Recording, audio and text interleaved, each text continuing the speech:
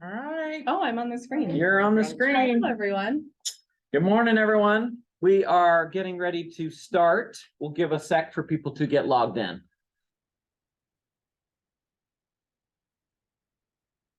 Do we can serve the food virtual? Oh, yeah, virtual food eating. Oh, yeah. Yeah, you guys in Zoom should have showed up. There's good breakfast here today. Eric took it all, but I took most of it, but Half the pan. I'm just kidding. half the pan. All right, let's see. We're gonna do this. Optimize.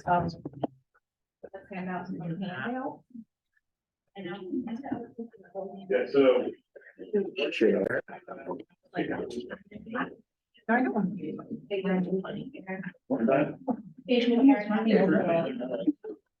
Nice try.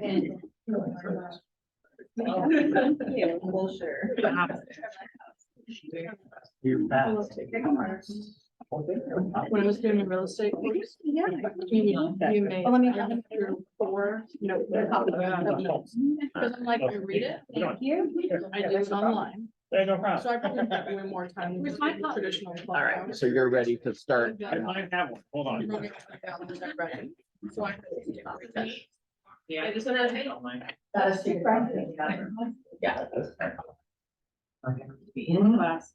Really good. Not sitting there.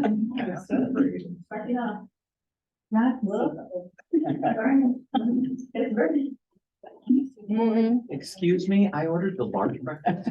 This is medium. Oh, yeah. That's Oh. Good. I feel like spicy. Right. I Oh. had one left over, Oh. there you go. Thank you. Happy Easter. Yes. I think we have a few more too. It's over June. Thank you. Oh. Wow. Well, no, so we have an, I think we just. We have just enough. Yes. Perfect. So I'll just start for a couple minutes and you can just, Yeah, You I did it. mean, yeah, I mean, you did it. do you want to do like assets and Yeah, we'll do that that. Yeah, too? for And sure. then I'll Okay. do DPA and, Yeah, okay. yeah, okay, We'll just chime in. Yeah. yeah.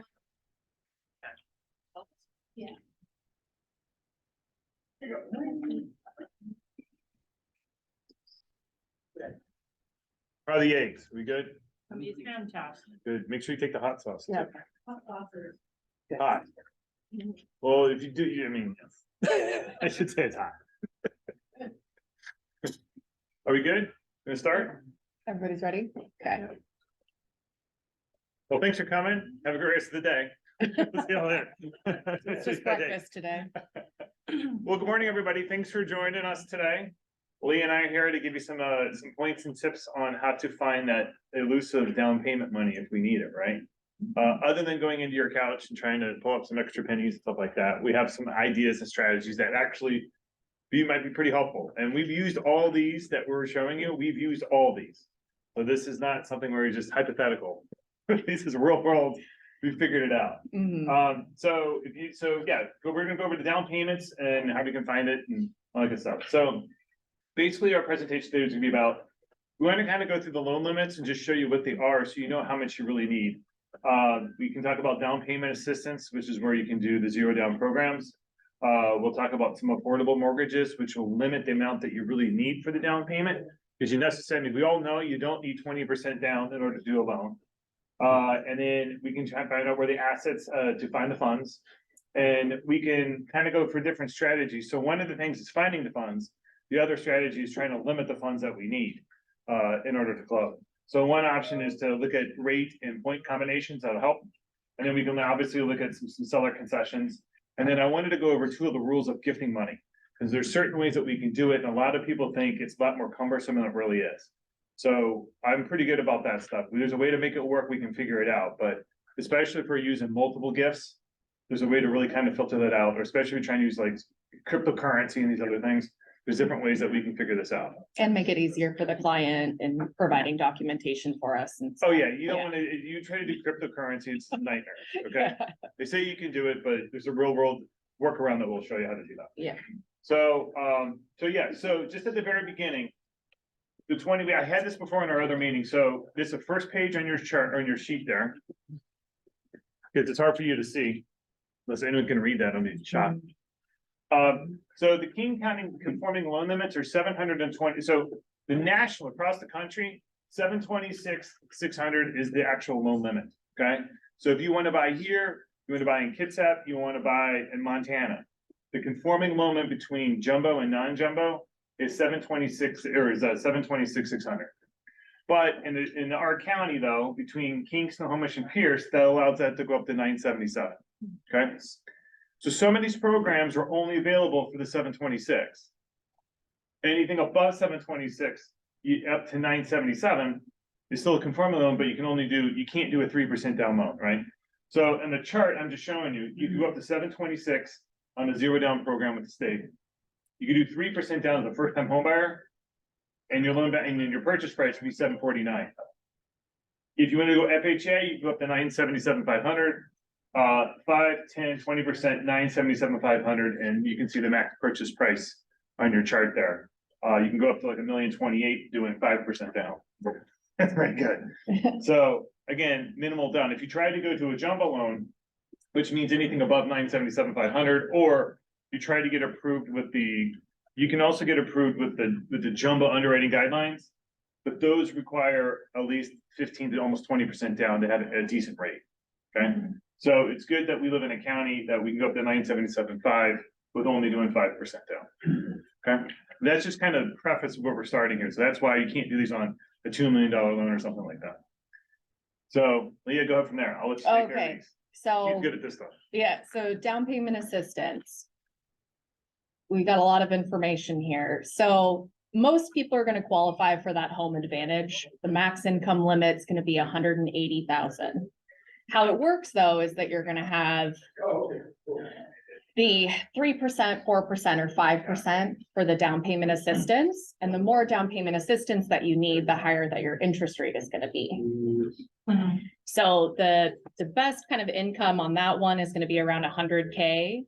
And then you can get up to 5% down payment assistance. I have some, examples of payment here, of what the down payment assistance would be.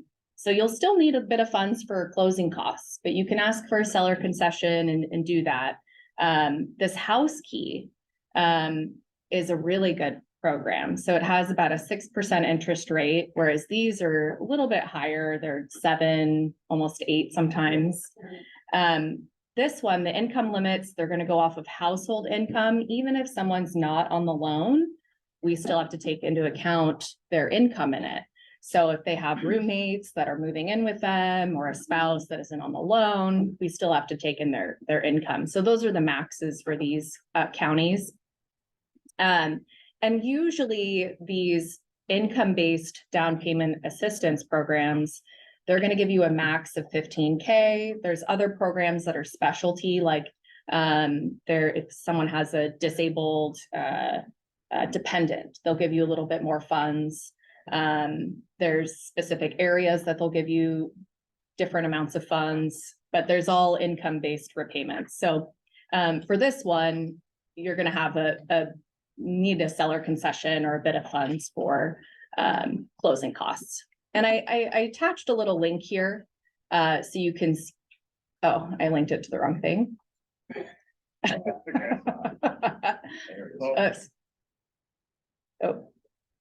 Probably have to move the bottom Yeah. menu up to the top, Okay, grabbing the green. There you go. Blech. There you go. all right, we're almost there, guys. I don't know if I put it too low.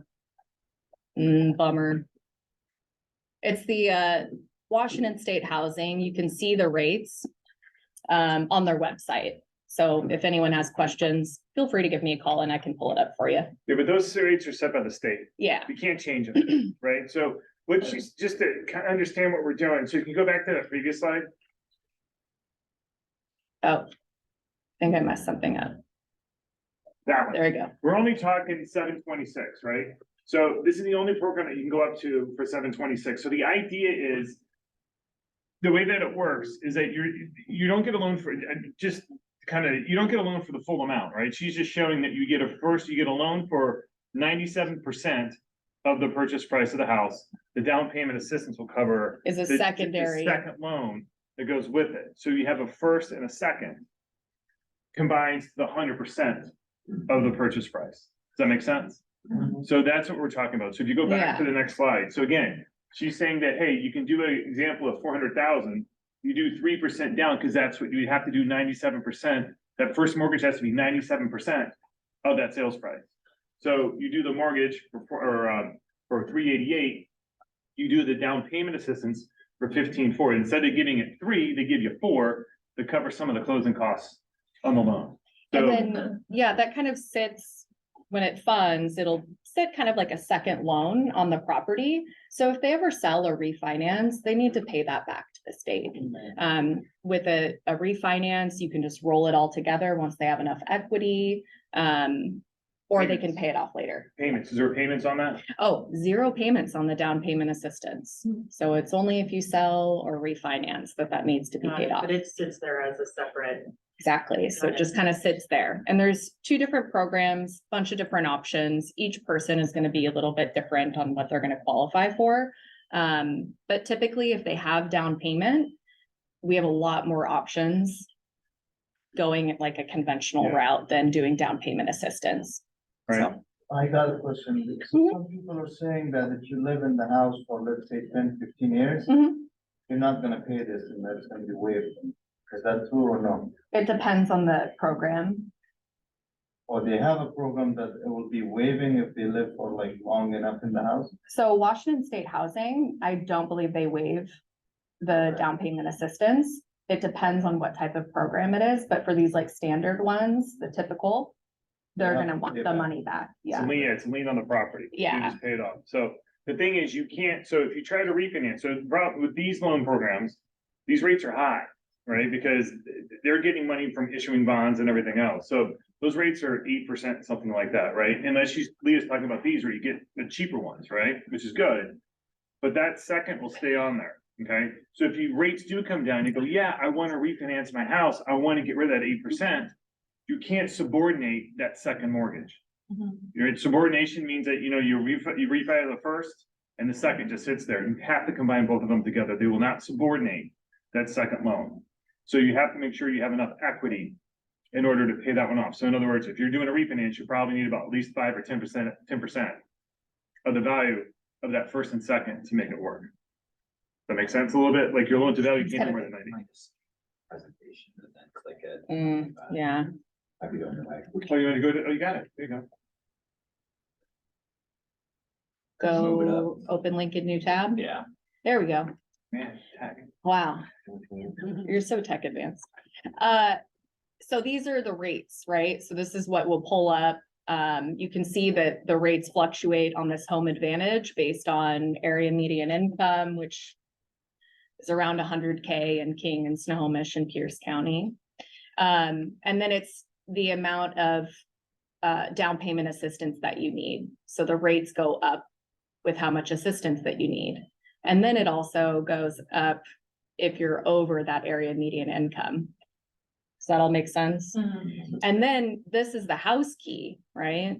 These rates are much better, but these just give you a flat assistance. So the rates are sitting at 6% for the government, which is FHA. And then Freddie and Franny are the conventional loan limits. And those are good rates for down payment assistance. Yeah, but you have to be 80% of the median income, right? Yeah, so, For the county. mhm. So do we know what the county was?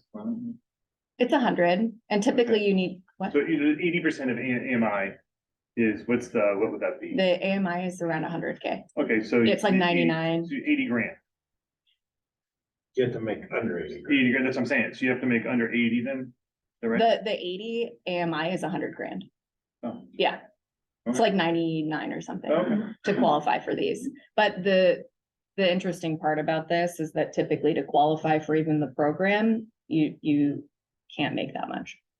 So Oh, okay. it's, yeah, because there's income limits within all of these, but every borrower is gonna be different, well versed in it. In general, you're saying it's 100 grand. Yeah. For the 8, Under, yeah, that's not bad. it's not bad. And then the down payment assistance, those programs have their own separate kind of income limits. And it just depends on what their like family scenario is. If they have, you know, dependents that need care, then they can qualify for different programs and some grants. And I have all the connections within, you know, Washington State Housing to get them to the right people to do a consult. They have to do an additional buyer consult for that. But yeah, I mean, there's a lot of information around down payment assistance. You can really get in the weeds on it. Where's the presentation now? It's in the tab. Yeah, there we go. And we'll present. Any questions on down payment assistance or things I can help with? Do you know anything about the first responders, like I think there's a loan special, program and teachers have their? I heard Yeah. that the teacher one is out of funds right now. I or think something like so. The funds come in and out all throughout the year and it's based on, you know, how much we can get, but typically what we'll do is look through all the options and see what their scenario is. But first responders program, I'm not familiar with, are you? No. Okay, No. yeah. And the teacher program, I don't think we have any funds available for that one either. So they would fit into these types of categories. So they get funded every year, right? And they run out, so you gotta reserve the funds. They run out, because the state's investing, you know, they're getting investors and invest in them. Mhm, And if they run out of funds, then they run out of funds. So yeah. that's one of the things. So at the beginning and toward the end of the year, you may not have a lot of these programs because they're out really, you know, they've Mhm. only been spent. Okay. Good. So now we have affordable mortgages. So these are home ready, home possible. These are conventional mortgages. There's a lot of rules around these. Typically the area median income is going to come into play, so around 100K. But then they have affordable mortgage insurance, which is a lower rate for the monthly payment, helps them qualify for a bit more. And typically these are, you know, better interest rates. It's less expensive to get a better rate. So it's an incentive for people that have lower income to qualify for it. Or they're just first-time home buyers and they can do that. It depends on the program, really. Yeah, but you don't need to be a first time home buyer to do The Fannie Mae. the home Macs. ready and the home possible. Yeah, those are So- income. Yeah, if you do 3% down in any of these programs, these are non-down payment assistance, right? You have to be a first time home buyer. Okay, if you're less than 3%, that's fine. You can do these anytime, Yeah. not a problem. They're just, the only thing is that the income limit is structured where the home is. So you have to look up, we do all this, but you can go up to the website and you can plug in the address and it'll tell you what the income limit has to be. So typically around it's like 99 something, she's right around 100 grand. You can do it. So a lot of people take advantage of this. It's harder because the income limit used to be like 76,000. Yeah, it's hard. Now this past year it jumped up to 99. So a lot of people you can, you know, first time home buyer, if you got 5% down, you can do this. So Yeah, so if So- people got pre-approved last year and they, you know, couldn't qualify for one of these, now they could. The income limits change. So, So you get a break on rate a little bit and a bigger break on the mortgage insurance. yeah, so much more affordable. Affordable and low down payment, you only need 3% or 5. Mm-hmm. And you can have non-occupying co-borrowers. There you go. Exciting. Right. Oh, let's move the screen here. So for the down payment assistance, or not down payment assistance, I guess you are getting down payment assistance. if you Yeah. leave, right? So, how do I say this? So there are a couple different options. So this is just generic, right? Hey, I really don't want to do a down payment assistance program or it's the interest too high or whatever. And what can I do to get money? These are just kind of like different ideas that we've used over the past. So one of them is to borrow against your 401k. If you're with your current employer, most of the time they'll allow you to borrow against it. So you're not liquidating your funds. You're just borrowing, it's secured by the asset itself, right? So if I have $100,000 in my 401k, and I need to borrow 25 of that, I can pull it right, I should be able to borrow against it if I'm working with my same employer, and we can use that for the down payment. There's no payment, there's no debt associated with that we have to use for qualifying purposes, because it's secured by an asset. If it's secured by an asset, liquid asset like that, then, because if you don't make the payments on the 401k loan, they're gonna pull it out of your 401k. So that's the reason why we don't, it's not a debt, it doesn't count as a debt. A lot of people don't think about that. So if you're short, even like 10 grand or 8 grand, right? Mhm. Tap into that 401k, you pay yourself back. There's a payment associated with, but we don't count it toward the loan. Okay. And the hardship withdrawal is the same thing, right? So you might be able to, so your 401k will allow you to borrow against it. They call it like a hardship withdrawal, but basically it's the same thing as allow you a stipulation that you can do it for a home purchase. Yeah, so if somebody has a 401k, they can contact whoever, manages it and ask them what the terms are of doing a hardship withdrawal if they're buying their first property, or sometimes they'll allow you to purchase a property for your child too, I think, right? Yeah. Yeah, so your, It's the a lot- it parents depends can on do the it. employer, right? Yeah. So, but if they allow you to take it out without a penalty and you can borrow against it, then that might be the way to go. Yeah. Okay. And then the other one is so then you have an IRA, right? So maybe it's your 401k or it could be your IRA, one of these, both the same kind essentially. But if you want to take the money out, you can take it out, right? You just get taxed on it. So, okay, great, but I don't want to do that, right? So I had one borrower before. He bought a house with his own, with his own funds. And and he took the money from his own funds for his IRA account. He had to pay it back within 60 days or he would get taxed on it. So the pressure for me was to get that loan closed within the 60 days, or he was getting a huge tax hit. He took like 500 grand out of his 401k. Got taxed, I mean, theoretically, would have been taxed on it, put it back in after 60 days when we did the refinance of his house. So stuff like that, depends how gambly you want to be, right? Yeah. How risky you want. Or if they're, trying to sell their current property and purchase a new one, but they need to tap into equity some way, that's one way to do it too. And then the other one is you can borrow against your assets. So if I have a brokerage account, typically, if you've got maybe a couple $100 grand in it or whatever it is, you can borrow against that. It's sort of like again, it's secured by the asset. So you might be able to take a line of credit off of the asset itself, and use that for the down payment. Does that make sense? So you've got some people have like a $400,000 line or a brokerage account. You could borrow the money, margin against it, and use that. There's no payment associated with it because it's secured by the asset. That's the beauty of a lot of these things. If we're trying to go to the maximum and we want to make sure their debt to income ratio, they can qualify without having a payment, none of these program or this program, Origin one, doesn't require a payment. We don't have a payment to count toward it. Mhm. And then obviously you have a home equity line of credit, right? So you could tap into your home's equity. If you're trying to buy now and sell later, you can use the home equity line of credit, set it up and use that for the down payment. Since it's not secured by a liquid asset, we'll have to have payment that would be counted toward it. So that kind of thing. And then this is the one that's. We've done this. We've done this. So say somebody pays off their car early and, they need those funds now because they want to buy a house and they're a little short. They didn't understand that they needed a little bit more than just the down payment. You can go back, cash out, refinance your car. And you'll have a payment associated with it, but it has happened, It depends on the borrower, what they were willing to do and how bad they want a house, but it's happened. I mean, that's what We we do. find workarounds. I got a nice 72 Gremlin. There'll have to be value Oh, on it. Matchbox car. You may not be able to do a Matchbox car. There'll have to be some value. There's a lot of value. Oh, and then of course, checking, savings accounts, right? CDs, Yeah, you can borrow against the CD too. yeah, You've done that. the standard type of things.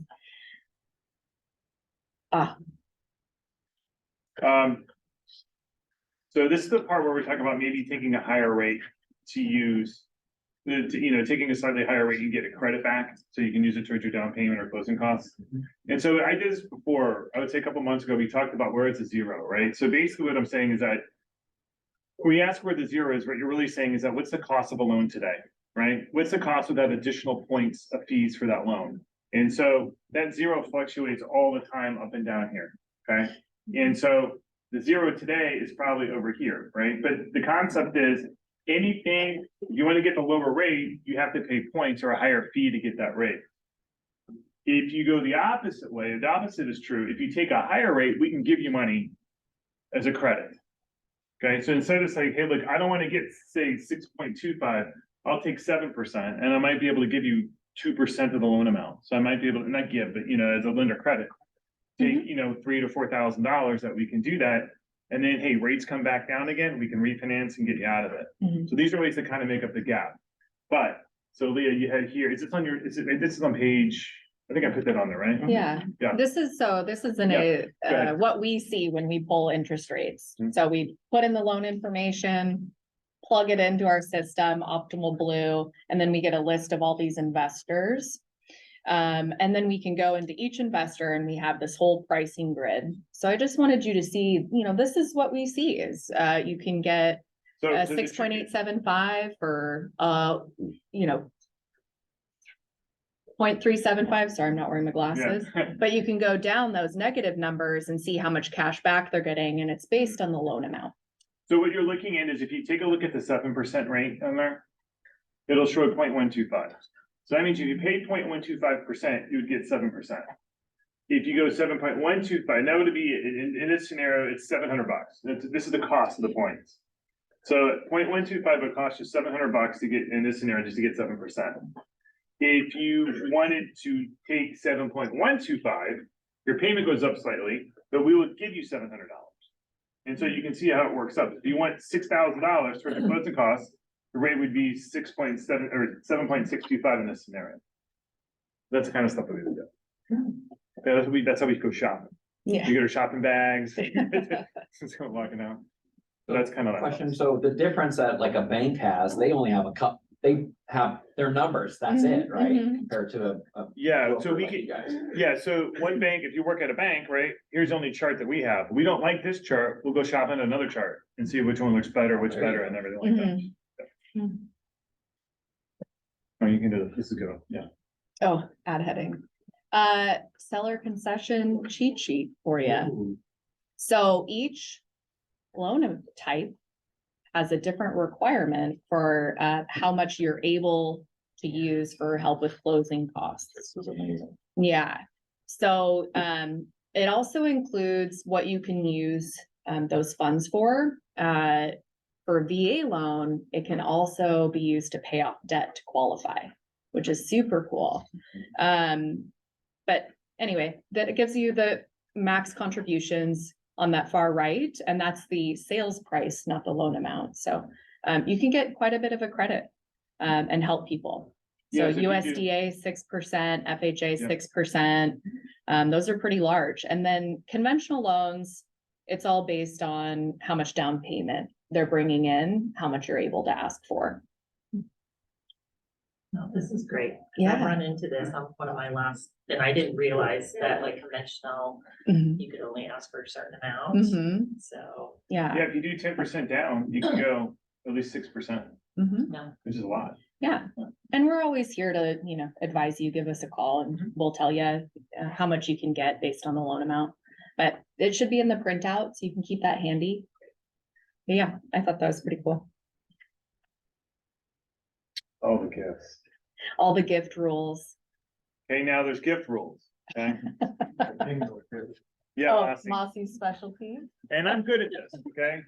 I'm good about doing the, I don't wanna call it, but the workaround. The workaround. No. So basically gifts, right? So someone can lend you someone can gift you the money, right? So a gift is not a loan. At the time we do the loan, okay? So, who can gift money? The borrower's, anybody related to the borrower's spouse, an individual related to the borrower by blood, marriage, or adoption. A guardian of the borrower, a person who the borrower is a guardian, the borrower's fiance, or the borrower's domestic partner, okay? We are not gonna do blood tests, we're not gonna do anything like that, right? It's just basically you say who that person is, makes sense, we kind of move forward, okay? But to document that gift, what we do is we have a letter signed by the donor, right? So the person who gives you the money has to sign a letter that says, hey, it's a gift, and you're not responsible for paying it back. Okay, and then it just basically says the amount of the gift, how much it was gifted, and again, the donor statement that says there's no repayment, and the donor's name, address, and phone number and relationship. Okay, it's a standard form that we would send out, so they don't create their own letter. Okay. So then the next piece becomes verifying the down payment or verifying the gift, right? On a conventional loan, we care who you got it from. We don't care where they got it from. right? We're not sourcing the actual trail of the whole money. All we need to do is that the money that came from the donor, it came from them. That's all we need to see, okay? So if, for example, so like if my dad had to liquidate stocks for my down payment, he transfers the money from his brokerage account to my checking account. They don't go back and say, let's see the statements of that brokerage account. They just see it came from my dad for whatever the down payment is, and that's all we need. Mhm. Okay. So that's the key part. So if you have, so basically, if we have money gifted, right? You can go into the checking account. We don't have to season where the donor gave it from, right? We don't have to show 2 months of statements for that on a conventional loan or where it came from. So if the money is deposited from the donor goes into your account, that's one thing, we can document it.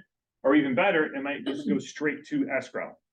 So if we can bypass the deposit, all they need to see is the wire came from whoever the donor was, and that's all they need to see. Okay?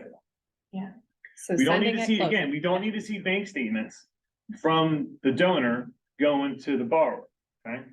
You can write a check, you can do it as a check, here's a check for 10,000, gets deposited into the bank account. It came, we got a copy of the check, that works, okay? Or again, you can send it directly to escrow. Okay, does that make sense? If somebody's getting gift funds, highly suggest just sending directly to escrow. It saves your client like a lot of paperwork and a little bit of stress and documentation and. Yeah, You gotta- because if you deposit the money into the account, right, so the donor that gives you the money, right?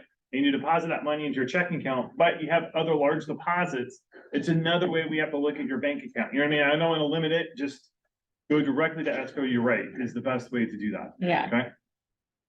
So if you have multiple, there's a couple different ways you can do this, right? Mhm. To limit paperwork, okay? So if I have a large family and I get from my brother, my sister, all these other ones, you have all these gifts, right? It might be easier just to have all the money deposited into one of the family members, right? That you trust.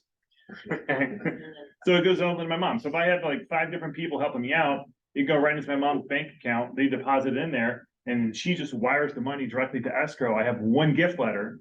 That's all I need, right? Or the best thing is, hey, look, my mom got all this, or I got all this money. We've done this before, but we're not recording this. Like lottery winnings, or it just so happens I found $10,000 in cash on the street, right? Typically, I can't use that for the down payment, but if it gets deposited into my mom's account as a gift, it gets deposited in her account, she gives me the money. It's all cleared, right? It happened, I did this before. It was a Korean couple. They had sold some property in Korea, okay? And then the money and then he's like, what do I do? How do we source Korean real estate sale? Seems like kind of complicated to me. So what they did was the wife had her own separate account. She wasn't on the loan. She had her own separate account. So the money went directly into her account at Bank of America. Then she just wired it directly to escrow. Same thing with like cryptocurrency, right? You take the money. Now, the thing is, you got to trust that you didn't hear this from me. But if you're going to trust all that money and give it to someone and they just run off with it, I don't know about that. We don't. But someone you trust, you could do that. You can put the money in one account and come through. They transfer it on over. It's clean. Okay. We're just following the rules that they gave us. Now, the thing is, if you do an FHA loan, they want to see where you got it from. So if we go FHA loan, they need 2 months of bank statements of where the donor got their money and the transfer and everything else. Is it and 2 months sourcing or from there. What's that? Is it 2 months or 1? 2 months. 2 for FHA. What if they don't wire it? They just wire it directly to escrow? They can, but they want to know where the donor got the money. They For want a FHA. 2 month bank statement. Yeah. FHA only, yeah. Mhm. They'll want to VA source do that too, though? everything. VA does not. Okay, They do conventional route. I just did one. Yep. So yeah, so that's the trick. So if we know that we're having a bunch of people in the community helping, right? If it goes from one donor, as long as it's blood, marriage, whatever, again, we're not verifying that with blood tests, then we can do it. Does that kind of make sense? Yeah. That's the easy work on, yes. So on Zeal. Okay, that's very important. Like Yeah. what happened the day before yesterday, this guy received like $10,000 Zeal from like 10 people to his Mhm. account. And so now the lender is asking for explanation where all the money came. So we have a program, 10 friend, we sit together, everybody pays 1,000, make it 10,000, and one guy takes it. Yep. If he buys a car or whatever he needs the money for. So that's an explanation, but the lenders, they're not using that account anymore. They're like, no, the money coming there, we cannot use, we have to use a gift fund. Yeah, because it all came from different, I mean, you've got one deposit or a bunch of different deposits. Is he 10 FHA? people zeal them the money. Is it FHA? Yeah, So with FHA, then they're gonna wanna source and see everywhere where the money came from. So the person that did the Zeal payment, mhm. you gotta go back to the guy that sent the Zeal payment, see his bank statement for 2 months, source all those large deposits, and then all the other people that wired those funds in there, you gotta source and go back out. See how like it starts to triangle out? Right. So like the easiest way is somebody has the savings in a clean bank account and then they gift. And they can have a separate account with those, but there's no large deposits. We're not gonna use the fund that's been sealed in the account. You can, it's just the amount of paperwork you have to start to gather and it has to be clean. Yeah, Or you wait 2 months, so they call it seasoning. So any large deposit, or any deposit that goes into the account at a certain amount will have to be sourced if it's been within 2 months. yeah, So if, so I mean, that's with any loan, right? So if I've been using my own money, right, so like, I'm using my own money a month ago, hey, Aaron, I wanna buy a house, I just got this large deposit, you know, from selling or whatever it is. I have to source that. So if I know ahead of time on how to do it, we can kind of guide how you wanna do it, but anything for any loan, you need 2 months of bank statements. Okay, and so any large deposit, we have to source. mhm. So if we know that you're gonna get this large deposit, we put it, you know, either wait 2 months or use it as gift funds and have it come back in. Or you can source it, like if you sold a good, Yeah, then you yeah, can yeah, have like a, Mhm. you know, sale agreement. Yeah, Sold a sold my car, house, yeah. Yeah, But it's when you have multiple deposits like that or got cash, you know, just different, you know, I did one loan where the guy, he didn't believe in a bank. So he got the Oh, gift, he got the gift deposit in his account and it was cash. I'm like, I can't source cash. I mean, what do we do? You know what I mean? So it's sort of like, okay, then you gotta create it. There's other ways that we can do it. And sometimes we don't need, now the other option around this too is that if you have enough money in a 401k, if you have enough money in another brokerage account that we're not using, the guidelines say that if you've got more than like 110% of that money that you need to close, we can use that and use that as the asset and use that as sort of like verifying your down payment. Okay, that's the other bit. Like verifying your down payment, even if that's not where it's coming from. Correct. So for example, I have a $2 million brokerage account, right? Right. And I've got a bunch of checking account, I got money in my checking account, but I got a bunch of crazy deposits. I don't want to do it. As long as I can verify it's, I have enough money above and beyond what's needed to close, then I might be able to use that account. I've done that many times, and that's super easy too. That's interesting. I like Yep. that. That's easier. Yeah, Mhm. Exactly. So that's the thing. So I'm like, oh, I don't want to deal with all this. You know, just whatever. If we have enough big account, that's we ask for some of the assets to make sure it works, right? yeah, This is only for conventional. It doesn't work for jumbo and it doesn't work for FHA. So if you're doing this 977 and I'm selling stuff, getting stuff, or I'm liquidating assets from a different brokerage account that I don't want to deal with. If you have enough in an IRA account, it works. Okay. so basically, just encourage your clients to just share their full financial profile up That's right. front.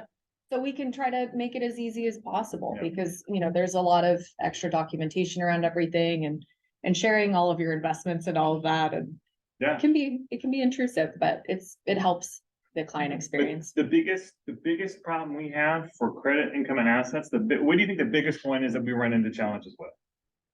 It's the assets. Assets always. Credit, you can figure out, income is okay. It's always the assets because something's coming different. You don't see it. And that's why sooner we get to talk to somebody, the sooner we can better help structure. But if we're trying to come in and save a deal, sometimes there might be a way to do it, but if you got all these deposits and everything else, it's sort of like, and the lender you're working with should tell them, Mhm. hey, let me see, whoa, I don't want to use this bank statement. Here's another option that we can try to do. That kind of thing. So it's just part of being that consultant piece of it too. Rather than interest rate and everything else, what can we do to get you the home that you really want? Oh, Here you go. just a refresher on creating affordability. We got a 2-1 buy down, right? It's temporary. We like to do the seller funded. So that's when it makes the most sense. That sits in a little escrow account and disperses each month. If they end up refinancing before using those funds, then that can be applied to pay down their principal. It's a great great way to create affordability for people. Right now, while interest rates are a little bit higher. And then it's different from a permanent buy down where you're investing funds into permanently lowering that interest rate. So the break even is important on that if you're investing funds to buy down your interest rate. But we always run those scenarios for people, because in the next year or two, we should see lower interest rates. So you want to make sure that they're not paying too much in points and just losing money when they refinance later. 'Cause everyone thinks it's sexy, that lower rate. Yeah. Then you're like, do you know it's cost you? And it's like, oh, no, I didn't know that. Okay. Your great. break even, your actual monthly savings, it'll take you 7 years to break even on that, and you're gonna refinance before it, you know? So a lot of lenders won't tell people that. Yeah, So I guarantee you, I've heard that around here. I didn't know I had to bring in an extra $10,000, like, well, you know what I mean? That's what we do. We educate and let everyone know, we provide knowledge, so they make the best decision for themselves. It's pretty obvious when they see it. They go, okay, that makes total sense. mhm, Thanks for looking out for me, rather than just, you know. put me Here's a over, I rate. don't know. yeah.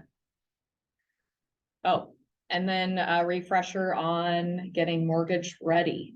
That's our full pre-underwritten pre-approvals. Well, they're loan commitments. So credit, income, and assets have been verified. We've documented gifts. We've done all of that work up front. So when you put in an offer, next best to cash. We can't do this on zero down loans with the state, because ultimately the state is going to do the underwriting on that. So we can close those very quickly, about 3 weeks for down payment assistance, but this certified mortgage ready program, we can close in what, like 10 days? In business days, yeah. we If have it all you're set up. through this. Speed's important. Yeah, It's either speed or certainty to the seller that they can close, and we can provide both with the letter. Now, the thing is, if you ask about gift funds, and you want, it's like, hey, I'm getting a raise in 2 weeks. I can't get you certified, you know what I mean? This is basically fully underwritten. But I can use gift funds.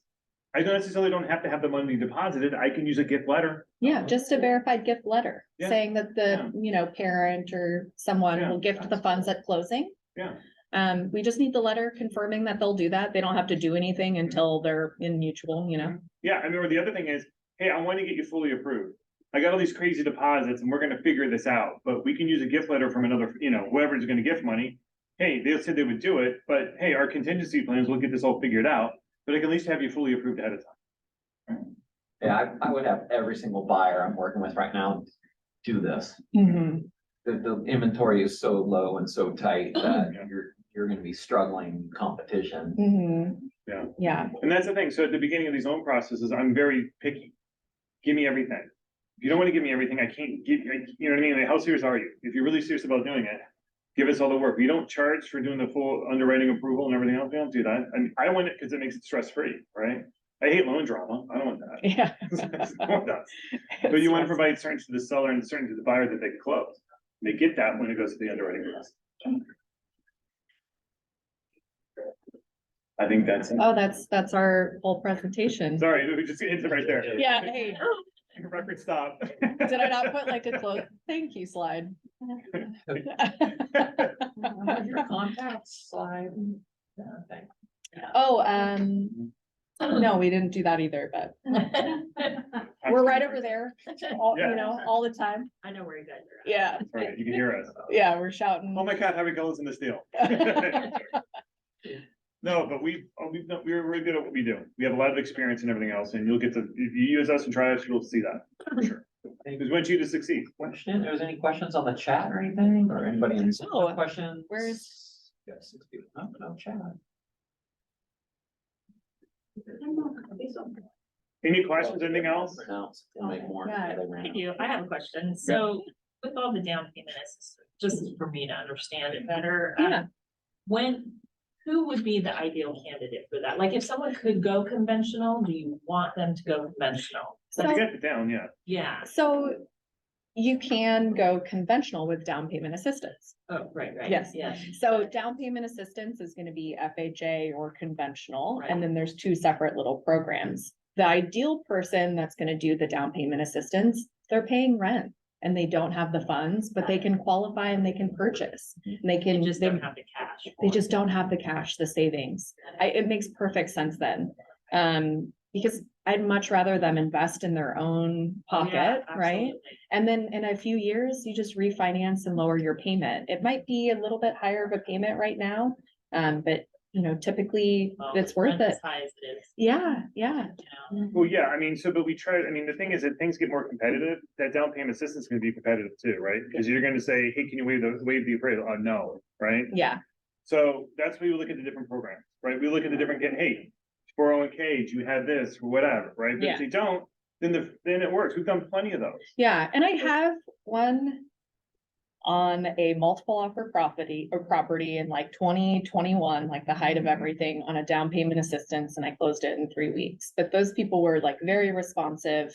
On top of it, they got me everything up front so I could get them through all of the stuff. Right. So it's not something where you can just kind of throw those together. It takes a little bit of prep work up front to do down payment assistance, so, But Eric and I closed one last year, doing multiple offers too, yeah, down payment. Yeah. Full offers. yeah. He was fully underwritten. Yep. That's why. Yeah, so if you do all the work up front, then you can compete. But the close times are about 3 weeks. So, That's how I bought my own house. Oh, yeah, really? Okay. With you. Oh, I didn't know the down payment assistance. I was like, oh, I don't. It's been 4 years. Yeah, I guess. And you haven't called me either on my anniversary, waiting. you get the emails though, right? I'll just come down here and work with you. Mhm. How about that? Well, thank you for joining today. I appreciate it. And, if you have any questions, or anything else, Leah's great. I had a lot of, I mean, down payment stuff or just anything in general. She's very good. So she wouldn't be down here if she wasn't. Oh, that's nice, thanks. Don't miss what's tonight, Oh, tonight Oh. is trivia night. trivia night. Happy hour trivia. Yep. Oh, it's like a pub quiz. What type of quiz are you doing? Oh, please. Oh, What's quizzes. yeah, but what's the theme? The theme is random. Okay, random quiz, all right. So instead of doing your trivia right now, we have to wait till tonight. Correct. Yeah. That's right, exactly. Exactly. No trivia right now? Not a single question, you got one? One from the cup, come on. Come on, What's the one I did yesterday? yeah, come on. You got one. Oh, I do.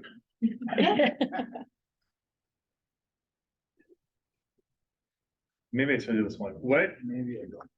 Yeah, God, hold on. So now you put me on the spot. I'm thinking. Duran. Yeah, exactly. Answers to random. What was, oh, shoot. Hold on, give me 1 second. Don't leave yet, Brad. Don't leave yet. Don't leave. They're leaving, Aaron, they're Yeah. leaving. Everybody's leaving. You're losing them. Give me, what was the one I just, I'm trying to remember what I did the other day. Barbie. Oh, yeah.